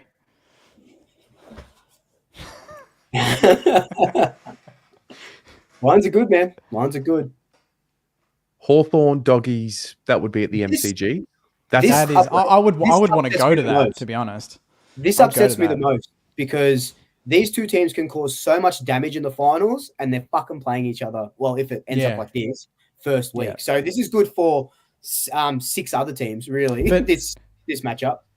But if Carlton beat us, then where do they finish? Do they finish one spot higher and they play the Dogs? How does that work if you change that result? We Yeah, would also be then go- Hawks. Oh, Carlton. you play Hawthorn. Yep. Jeez, That'll be and then that would be the Dogs would play the Lions. That's almost better, like for the neutral. Because the Dogs. Well, so what do you want to do, boys? What was the tip? We're telling the We'll go people. back, yeah, go. Keep it Go to Saints, the- and then we'll flip yeah. it. Then we'll do it later again. Then we'll Yeah, flip it around. yeah. So Swans. Lions, Hawks, Dogs, MCG, Oh, Spring Finals, Hawks Sun. Hawks full at the G. house. Hawks at yeah, the G. Hawks. Yeah, I'll Okay. go that. I would tip the Dogs, but that doesn't matter. Yep. Port Giants, Fuck, this that would would be be it. sick. yeah, in Adelaide. I think Port, to be honest. I hate tipping them, but In You Adelaide. How many guys have times- definitely been on the money every time this year when you say they're pretenders, and Mm. each time you've said it, it's been when they're at home. that's Yeah, true. I'd go- That's true. I'd go Giants just to keep that streak going. All right. Ho, ho, Geelong ho. Lions in a Are we semi. are we rating the Cats this year, guys? By the way, I don't know. Yeah. I don't think It's we The cream rises to the top. Experience matters in finals. Yeah. Yeah. Just not on the Um, weekend. I think I still think Brisbane. I think it's just their the G. speed. Can't win at the G. for me. The G Yeah. for me. I'll tip the Cats in this one. Yeah, I think I'd Really tip the straight. Cats. Are we talking straight sets Lions? That's massive. That's a massive story. Yep. Fagan under pressure there. Mm. Port Hawthorn at Adelaide Oval. Is this where the dream ends, Terry? You said they wouldn't make a prelim. Is this where it ends? Yeah, I think so. I think Port will be staring down another straight sets exit. and I think they'll do But it. it would be funny for Port to go out in straight sets as well. Yeah, Hawks are banged up. They're going to lose Will Day. Yes, Newcomb yep. copped a knock. There's a few boys that just sore. That's what I'm noticing. They're banged up. Newcomb, he's going to miss, is he? No, he got a knock. I think he's going to play. Will Day's definitely out. Yeah. I'd probably go Port. Yeah, that think one's that- interesting. That Okay. Hawks Doggies game, if So- it happens like that, would be. Oh, then we bang. get the top 4 playing in the prelim. I was going to say, Oh, is shit. the top four really going to make it all the way through? There's always one that drops out. Yeah, you Isn't guys there? we're the I'm just- tipsters. We're I'm there's just trying to think of equalisation here. recent. Well, Well, who made the last year- prelims? Carlton Last year weren't in was the Carlton top and 4. Giants were. in Yeah, and they prelims. came from the clouds. Yeah. So that was two of the 4 that were outside. Oh, I think don't one tell of- me- It's not it's not a New South Wales grand final, is it? It's 'Cause I've got- absolutely That's what Yeah. everyone's thinking, actually. I think that's what's going to for this tipping. I think that's what's going to happen. Surely one of Hawthorn, Bulldogs, or Carlton make a prelim. Surely. Oh, To make well, it interesting. this is I'm where just saying- you want Carlton in the prelim because we're the only Well- team that could beat one of these interstaters. Nah. Well, I think Hawthorn can. I think Hawthorn are capable. You guys are so biased to the recency. It's amazing. Recency, we're talking the last 15 weeks with Hawthorn. How is that recent? 15 weeks, please. Yeah. Oh, this would be. What's the- It's been such a good year. Really, it's going to end like this. That'd be a good game though. Well, what about the Geelong Sydney grand final 2 years ago? That was shit. Oh shit house. True. And it was a good year. That was a good year as well. Let me just And we take got a the look. worst grand final. What about if Actually, we go? yeah, Hawthorn are So go to 13 Carlton and win. Yeah. What if Now this happens? 13 and Hawthorn are 13 and 4 in the last 17. So yeah, the last 15 weeks. It stacks up. Just what I said. What about this? Would Brisbane beat the Dogs in an elimination final at the Gabba? See, that's one that Brisbane fans would be worried about. I don't You think they'd the feel too Dogs comfortable. have what it takes? Yeah, they do play that I far. think they've got that firepower that not many teams have that could match Brisbane on that front. Yeah. In terms of the attacking power. Yeah, I'd go the Um, Doggies, to be honest. I think I would Yeah. too. In a way, Yeah. yeah. Yeah, it's kind of one of those ones where I would tip the Dogs. I wouldn't be surprised if Brisbane won, but I'd probably tip the Dogs. Yeah, That is a brilliant way to sit on the fence there, Jake. Well done. absolutely. But I would tip the Dogs. But Brisbane might actually pull it off. Hawthorn, Carlton, rematch, MCG. The boys get Harry Mackay, Charlie Kerner, Adam Sard, all the boys back for a redemption. No ghost of He's round pass. Nah, it's finals footy, mate. Different game, different ball game. Everything lifts. I'm obviously going to tip Carlton in this game. I would I'm going to probably see Hawthorn still, in this game. yeah, Hawthorn. You both Oh, you fucking make me sick. Fucking petulant. I didn't want to do the fucking. I didn't want to be the tiebreaker. That's why I tried to get in quickly. Absolute petulance. I think But we that- had Port winning this one, or did we have the Giants winning this? Port. So does that. Okay, all right. So Hawthorn's going to beat the Giants Giants. Hawks would be fucking huge. That'd be a Oh my good game. Yeah. I mean, to be fair, Cats Dogs is pretty good too. At the G. Would Hawthorn beat the Giants at? Were they playing Canberra? Oh, also, TDK would be back for the Hawthorn game, but too late now, I guess. Would he actually? Yeah. I thought he was gone for the whole season. Regular season, yeah. Oh, okay. Yeah. Okay, in that case, That changes it a Hawthorn. little bit. Now that you've got a big fucking ruckman back, who's also a midfielder, already yeah. grown to 2.0. So you're I'd saying... probably change my tip, to be honest, to if TDK comes back. There's that smile. There we go. He's happy. He's a happy boy now. Oh, dear. And then Giants knock you guys out in this game. Yeah, yeah. And then Giants. And then Dogs Giants for those two. Dogs, Giants. Yeah. You reckon Dogs over... Did we say that last time? Dogs over Geelong? That would be at Oh, the no, that wasn't the G's. matchup last time. That wasn't the matchup last time. Speed, baby. They're too quick for the Cats. And the Giants to win this one? Yeah. I'd go Giants as well. Yeah, but that'd be a ripper, just like the. That's a flip of the coin anyway. That game. Yeah. How did you guys go earlier this season against them? We belted them in Melbourne, and then we were up by 39 points Oh, yep. against them in Sydney, and it was the beginning of the bad part. That's when Hogan, can't isn't explain it? Hogan I can't explain it. We're up. Sorry, Hogan. That's when he went berserk, wasn't it? Yeah, that's when the whole team snapped out of it, and we changed places. They were out of form going into the game. We were in form going into the game. We're up by 39, and then after quarter time, everything just died. So, yeah. Okay.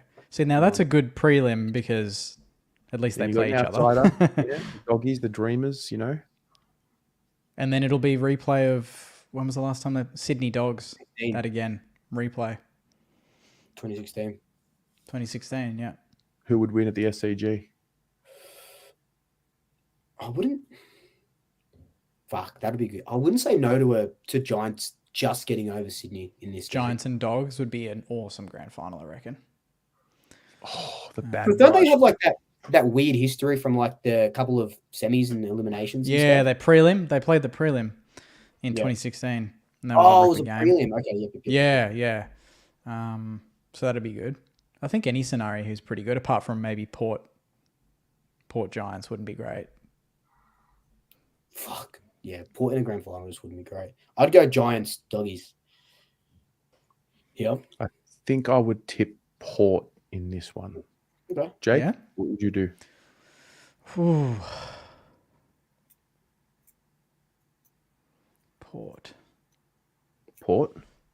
I'm just trying to. What was the result when they played each other this year already? Do we know? They played twice, did they, or once? Once. Port won by 50.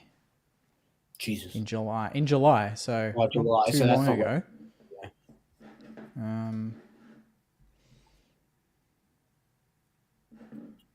Yeah, I think Port. I hate them, but I think a little bit of I don't know. But that's a disgusting grand final, to be honest. I would tip Port. No disrespect, but that's not one I'm watching probably. Port to be so we're saying Port are the premiers. Is that what we're saying on Footy Abroad 18? Mate, that's what we're saying. I mean, unless the baggers find a way to get us in this is I reckon this is the second or third time he's done this. He can't he can't just leave it. That's ridiculous. Good. Disgusting behavior. It's just missing that Collingwood spark, isn't it, Luke? Yeah, it's just missing something. It's boring without us, but we thought we'd give everyone else a chance this year. So just sit back, take my September music festival holidays, and come back next year, bigger and better. Yeah, that's it. All right, we've got 3 people waiting to come in, so we'll get you all in to ask your question. We'll start with Julia. I think Julia's actually written hers down, but Julia, hello. Oh, there we go. Hey, Julia. How are you? We're good. How are you? Good. What have you got? What's your question?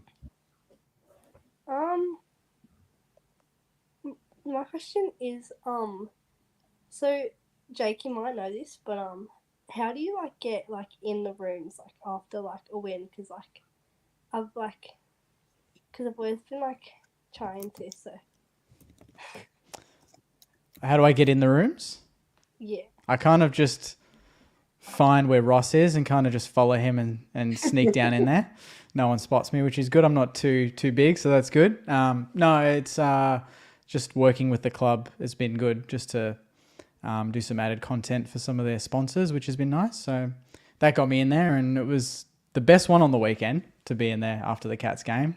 I've usually gone in there after beating North or beating Hawthorn when they were pretty poor, so they weren't the most excited in there. But on the weekend it was full, everyone was happy, they were singing the song loud, and it was the best feeling to be in there and experience that after a come from behind win like that. So that's how I do it, just helping the club out as much as I can. Can you try and get me in there?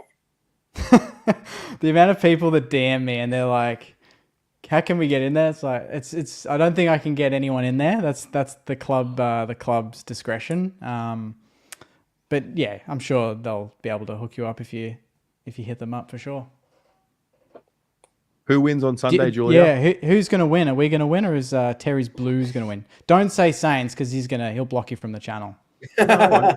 Julia emailed me after last week. Actually, she emailed me and asked me about the show and if it was going to be on. So appreciate that, Julia. Sorry, Terry. Saints by probably. I'm going 30 right now. 30. I'll take 1 point, but 30 is pretty good. See, Julia's got the attitude, winning mentality.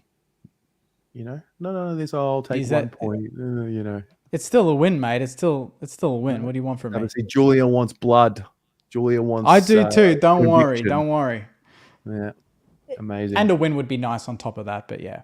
Yeah, beat Carlton and make them out of the 8. And then Are you going to the game, Julia? Yeah. Yeah, great. Yeah, it should be a big crowd. It's going to be very loud in there. A lot of Carlton fans, very nervous. Their season hinges on it. So let's bring the noise, shall we? Yeah. Yeah. Sounds good. Tookie, Terry, don't think you get past him. Sorry. Big Cal. I don't think we'll get past him either. We're going to get around him. Oh. Yeah. Well, I guess we'll have to just wait and see. Yeah. We'll have to. I think we have to put a tag on always, don't we, Julia? Yeah. Yeah. Awesome. Thanks so much, Julia. Thanks, Julia. Thanks, Julia. See you later. Bye. What was I going to say? Oh. It'll come to me. Kev. What's up, boys? Hey, Kev. Hey, you've got something on your camera. I don't know what it is. It might be dirty, and my phone's charging. So No, it's like a Post-it note? Yeah, it's like a yellow thing. It could be dirt. It could be just dirty. I haven't cleaned it properly yet. What have you got for us, mate? Have you guys played AFL 23 Pro Team lately? No, haven't. Can't say I have. No. Is it good? I refuse to play the game anymore. So if you play ladder leaders, if you lose or you exit the game, you have to start again. So you have to buy another thing just to be able to purchase on it. So it's happened to me where I've lost. Yeah. Playing as Collingwood and then playing Collingwood higher, and then unfortunately I have to restart and start again. But I've been playing that coaches battles just to get better, and I've been grinding on that. So gotta do that grind, mate. Gotta do that grind. Do you have a question about you want to talk about the Pies quickly, or? So, do you think with the changes that's happening with Graham Wright leaving as well, do you think that Justin Lepich will leave, or do you think he'll stay? Justin Lepich will stay. He'll go into a list management role. He'll have a bit more responsibility to oversee that. I think there'll be a bit of reshuffling, like I said in my video yesterday. But no, Lepich will stay. Wright's obviously gone. Change is as good as a holiday. We'll reshuffle a couple of things. We'll get some new guys in, hopefully, and we'll back it up again in 2025, Kev. Hope so, mate. Hope so. We've got this, mate. Kev, Thanks, who wins, Kev. Carlton or St Kilda? Oh, who do I really want to win? No. I know who you want to win. I'm asking you who is going to win. I think the Saints, because they're in great form, they've been playing really good footy. I think it'll be 28 points. Okay. But it will not surprise me if Carlton win. I can see it going both ways. Is that he's got the right Post-it note there. It's like, say Saints win. Jake says to say. What about next year, Kev? Quick question. Are the Pies going to bounce back? Are they going to make the top 4 next year? I hope we do. Yeah. I think if we get Petrarca and I believe Taylor Walker has been... Nah, we're not going to get Walker. He can stay in Adelaide. That that would be handy for our backup forwards. But yeah, if we get Petrarca and we have to get rid of like a Degari or Rafe McInnes or something, that could be a dangerous midfield. It could be. It's not. I don't think it'll happen as much as we want it to. We're gonna probably have to make do with what we have at the moment, and yeah, we'll back it up. We'll back it up, Kev. Trust me, mate. We'll be right, brother. I got Employee of the Month too for my work. That's it. That's our boy. Congrats, That's mate. Very nice Thank job. you. I'm talking about Kev. And also, one my cat Tiki, she passed away with kidney failure. So yeah, she had it for 6 months and found out on Friday. Sorry, So mate. I love Sorry, her and I mate. miss her. Yeah. Yeah. Yep. Sorry, mate. Sorry, buddy. Thanks for Good. coming on and spreading some love, Kev. Speak to you soon. Will See you, do, mate. See ya. See you, mate. See ya. And Lucinda, what have you got for us in terms of a question? Well, following in from those two, you guys will be fine because we'll probably have a prelim against St Kilda and face Collingwood in the grand final next year, so that'll be fine. So you won't be left out for long. Ouch, the trash talk already, Lucinda. That hurts. Damn. The question is, if we were to draw on Sunday, where does that leave Carlton? We would You would make finals, wouldn't you? still definitely make no, it. you- Yeah. Because Freo Yeah. have a draw as well. Yes. Yeah. So right now, I You would be believe we are 54. 2 points. Oh, no. You would still potentially miss if Fremantle win because their percentage is higher. Okay. Well, They're on Yeah. 50. You're on 52. You'd go to 54 and they win. 54 and percentage would take them in. there you Yeah. go. Yeah, hypothetically. Yeah. You're thinking Well, a that's draw. fair enough. That's very specific, a draw. Yeah. Why not Just the win, like, yeah. Lucinda? Why not the win? Go all the way. Well, I was going to let you down gently, Jake. I mean, you know, like we've already had like, safety and numbers with me and Terry. I mean, that was like always going to be rigged to Carlton, but I was being like realistic in terms of if it was a tight game and it was like a kick the difference and then like there's a kick after the siren and then, well, fuck, it's a draw. There's 2 points each, basically. So the next question would be more for Jake. Like, okay, so if, for example, we get Kerno, yeah, whatever, that's awesome and everything. And if we, keep the debutants and have some more, Saints have never played them before, would you rather more of the familiar faces, as in your boys facing us, or would you sort of like the challenge of the unpredictability and see what the Saints could do? That's a really good question. I mentioned Great this on question. our pod. Yeah, that's a really good question. I mentioned this on the podcast yesterday and actually said on the podcast, I'm glad that first game with all these injuries wasn't against us because we wouldn't really know what the strengths of these players are because some of them we've never seen on the big stage. So I'm glad that it happened against West Coast, and no doubt Ross would have watched that game very closely so we can have some sort of understanding. Obviously, it kind of reminds me of us a little bit when we lose Max King. We've lost a few players. We've had to find goals in different avenues. We've averaged probably 5 or 6 goals more a game without Kingy because we have to look for other options, makes us more unpredictable. Same goes for Carlton last weekend. So, I mean, I think every Carlton fan would want some familiar faces, the Kernos and Mackay's of the world for sure. You wouldn't want to not, you obviously want your best players on the park. I think, to be honest, my approach is either way, it's fine. Like, I'm pretty comfortable playing both. I'd love to play Carlton full strength and ultimately test ourselves against a full strength Carlton because that's kind of how you grasp where you're really where we're at. We've played Geelong; they had no excuses really.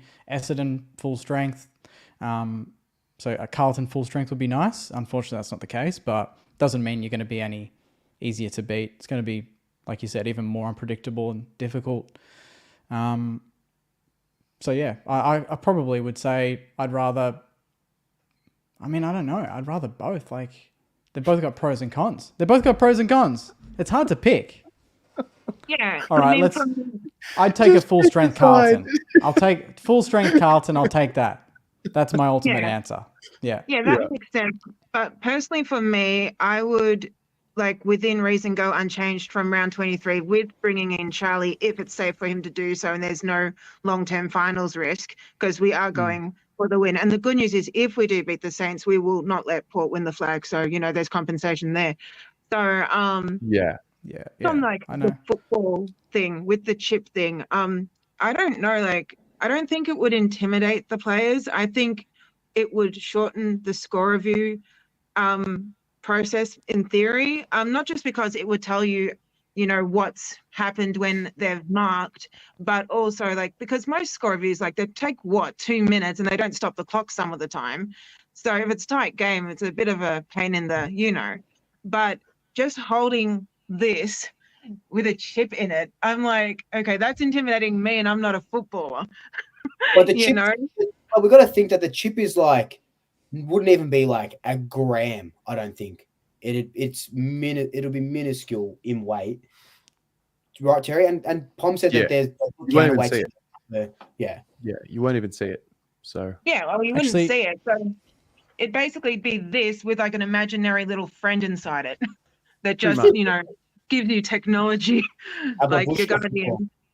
Yeah. Yeah. So, love it. Hey, Lucinda, I've got a question for you. Yeah. Have you got your ticket yet for this week? I've got my reserve seat, Terry. Reserve seat. Which bay are you in this week?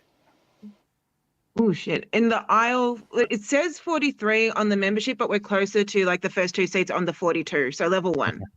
Because I know that Yeah. with numbers, they're important with you. So,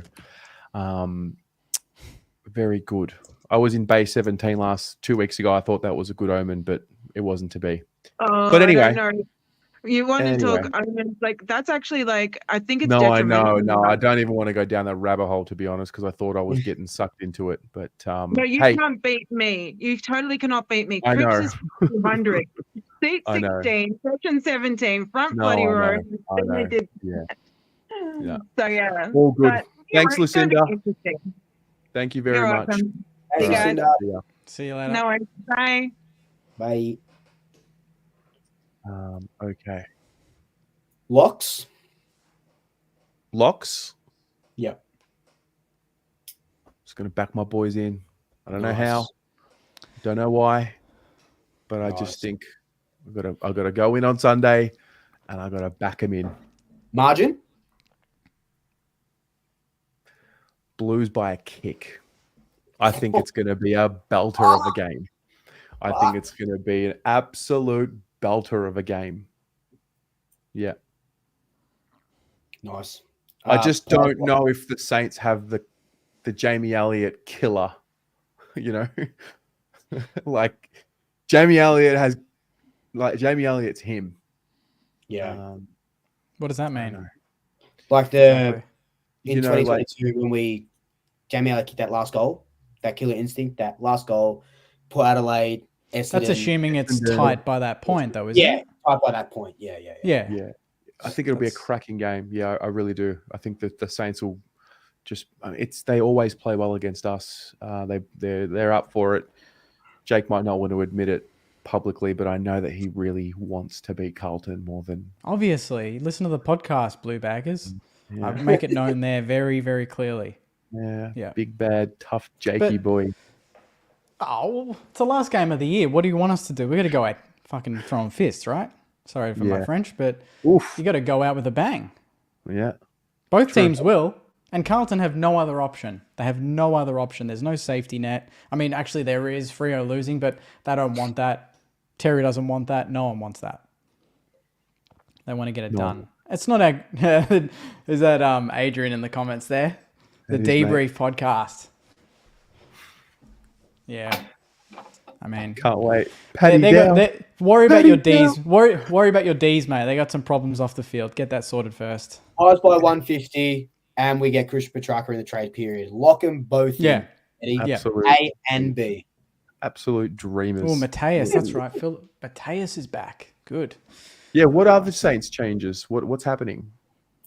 So Caminiti is done. Brad Hill will play. He was the other one I thought would be out, but it looks like he'll play.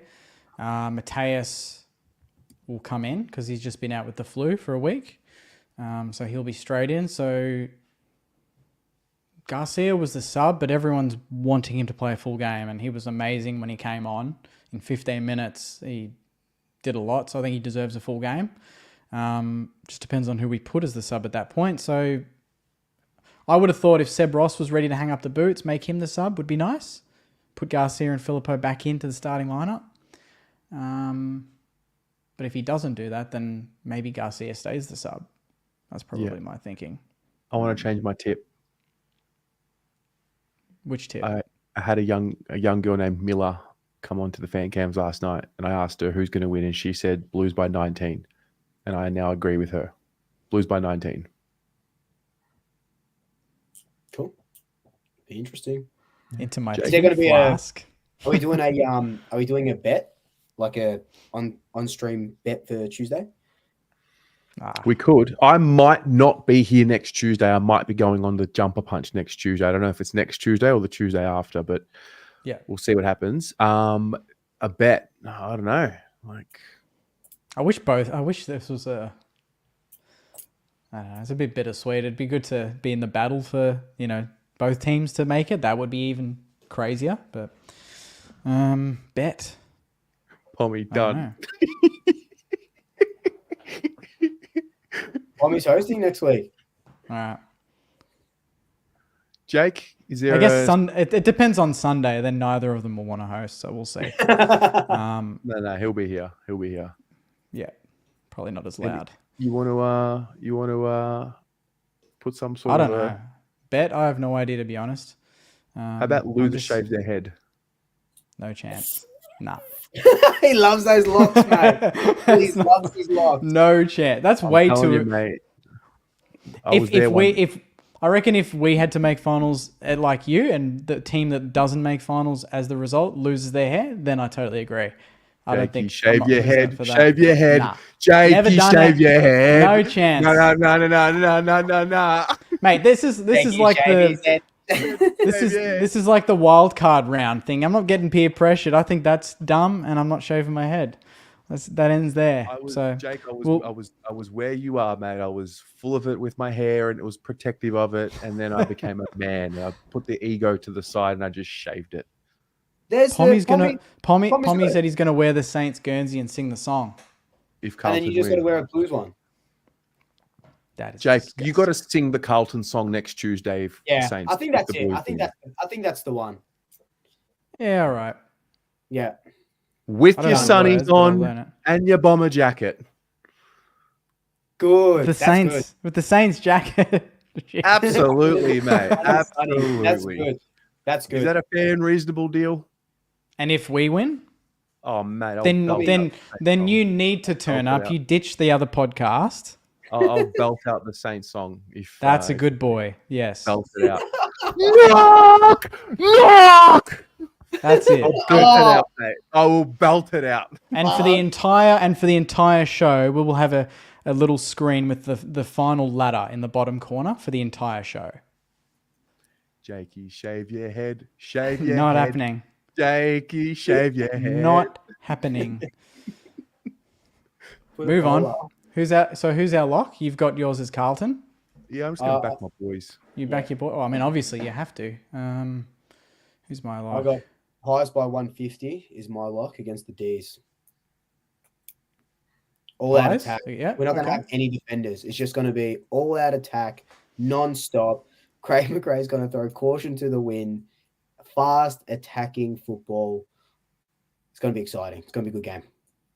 That will, yeah. Melbourne's found a little bit of form, so that it actually will be a good game though. Just in general, Friday night in front of 10,000 Melbourne supporters. And it's gone down 15,000 since your last. Yeah. I saw the debrief in the chat, so I put it down 15,000. What's the weather for Friday night? Is it going to be wet weather footy or? Mate, it doesn't matter what weather it is. Melbourne don't show up anyway to a home game. That's true.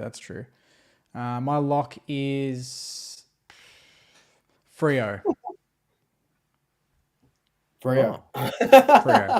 Interesting.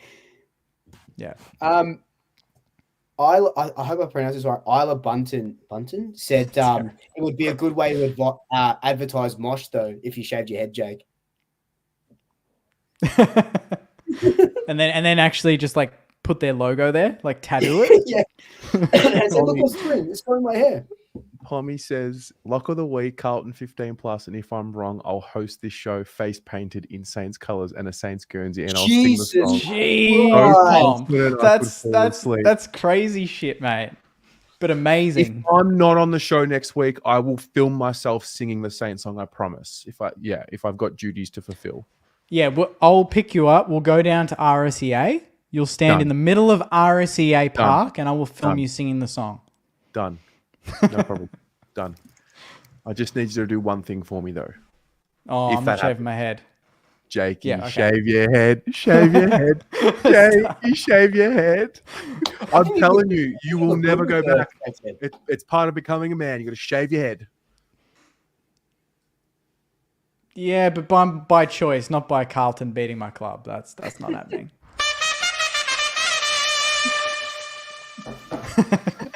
You know what we should have made a bet on, Jake? Earlier, about 5 weeks ago, you said that when Collingwood lost like 3 or 4 in a row, you said that the Saints would finish on top of us.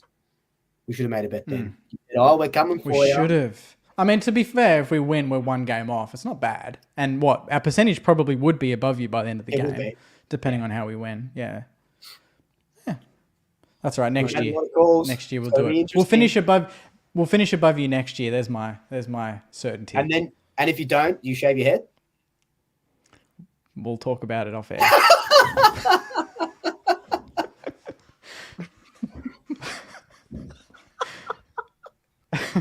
Jake drinks a beer if they lose.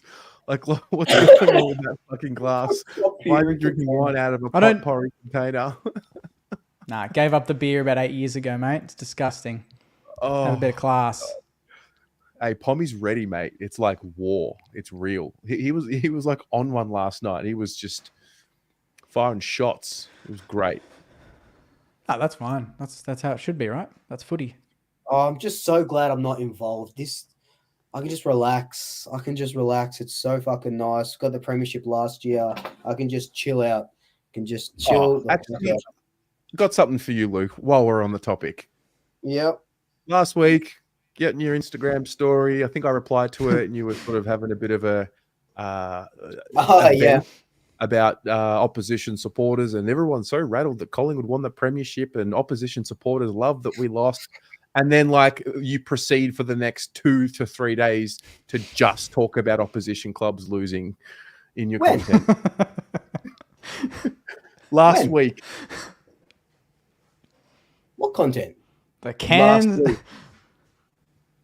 Pandora's box is open, ladies and gentlemen. I just thought it was. He's been called out from you. That's all. Was it a video? Well, if you're going to pretend like you don't know what I'm talking about, I don't know what you're talking about. I don't know what you're talking about. Well, then you don't know what I'm talking about. I know what you're talking about. The video, the story. I remember the story because you applied for it. Yes. But I don't know what opposition. What story was this? He was a bit upset because people were reveling in Collingwood losing. Carlton supporters were saying, it was Carlton supporters. Oh, yeah. Okay. They were saying, you mean this weekend? Sydney did what we couldn't do. Thank you, Sydney. We just like a lot of that across, and I was like, we really rattled the entire AFL community with the premiership. I find it interesting that Blues fans think like. When they won and then they kind of realised that Collingwood couldn't really make the 8, they thought they were the reason Collingwood didn't make finals. That's what I found cute because they've lost to them twice. If anything, they gave you a chance to make finals. I thought that was interesting. What else I find interesting? I find interesting that Collingwood supporters will say, Carlton, you're living in the past, but it's okay to talk about, we had the flag last year. We're still premiers though, until the grand final. Well, you're the reigning premiers until you're not. Yeah, that's fair. Yeah. Yeah. Got to enjoy it until the next granny. 100%. Yeah. Hey, what does Swoop Luke, Saints TV, and Blue Abroad have in common?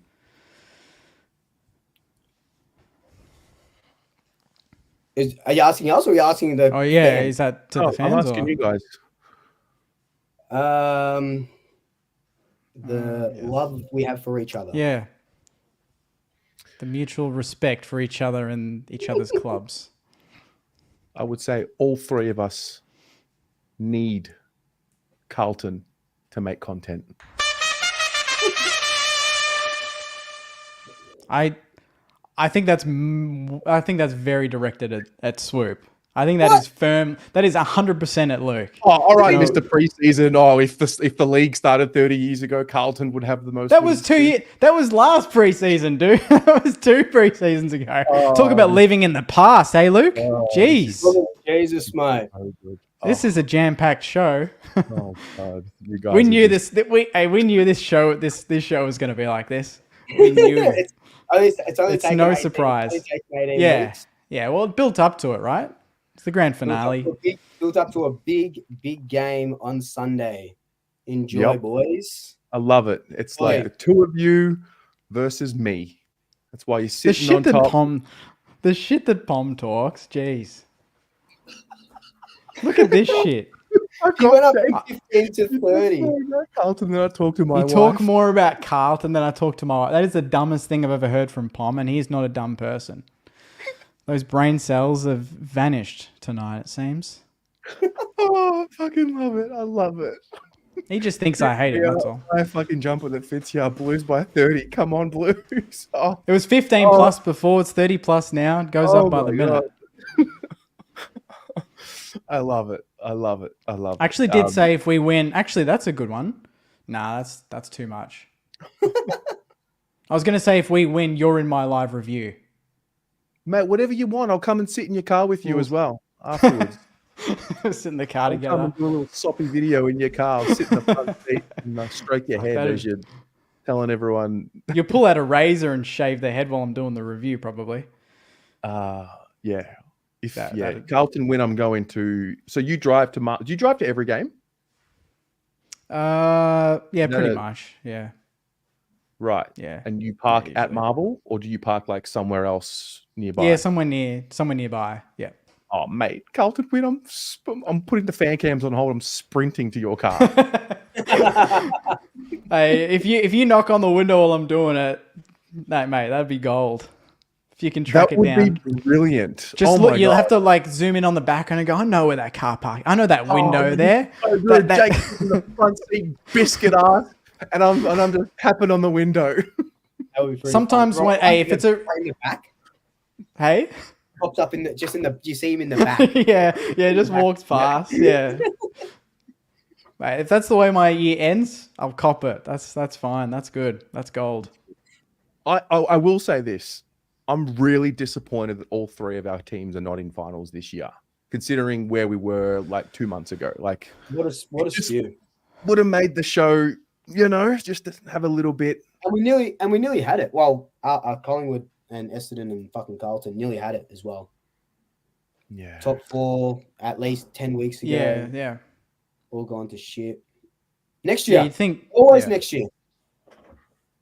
Or next week, we'll see. We'll see. All right, lads. Well, that's us for Whew. the evening. Ladies I know, and we're gents. going to do a preview tomorrow too. Jeez. Jake, I'll see you at 10 a.m. tomorrow. Yes. Ladies and gents, those of you watching, stay tuned for the preview tomorrow. That'll be out on our channels, and we'll go from there. Good night, everyone. Oh, all right, Luke. Good night, your guys. Premier and enjoy Good night, it. guys. Good night, guys. Thanks, guys. See you later.